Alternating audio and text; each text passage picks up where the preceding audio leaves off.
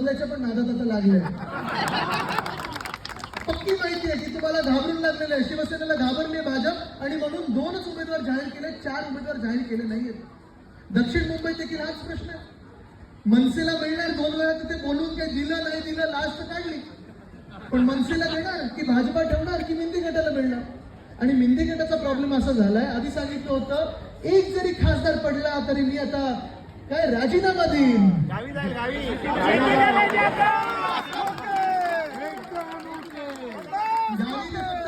पौर्णिमेला जातात, बाकी कधी जात नाही, त्यांची शेती वेगळी असते.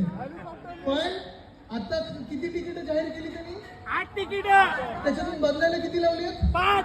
3 बदलले, 2 अजून बदलताय. म्हणजे तुम्ही विचार करा, मिंदींचं ब्रीदवाक्य काय असायला पाहिजे? बाब्याला तिकीट द्या. ज्यांनी दिली साथ त्यांचाच केला आम्ही घात. उमेदवारी दुसऱ्यांनी घोषित केली. स्वतःला लाज वाटते करायला म्हणून काही काम नसेल केलं. मुद्दा असा आहे की आज आपण मुंबई म्हणून काय नक्की भूमिका घेणार हा प्रश्न उभारलेला आहे. अख्ख्या राज्याचं अख्ख्या देशाचं लक्ष आपल्या मुंबईकडे आहे की आपल्या 6 लोकसभेचा मतदारसंघ काय निकाल देणार आहे. आज आपण पाहतोय मुंबईचं महत्व करण्याचा प्रयत्न पुरेपूर होत चाललेला आहे. महाराष्ट्राचं महत्व कमी करण्याचा प्रयत्न होत चाललेला आहे. आज गेल्या 2-2.5 वर्षामध्ये मी जेव्हा त्याच्या आधी महाविकास आघाडीच्या काळात मंत्री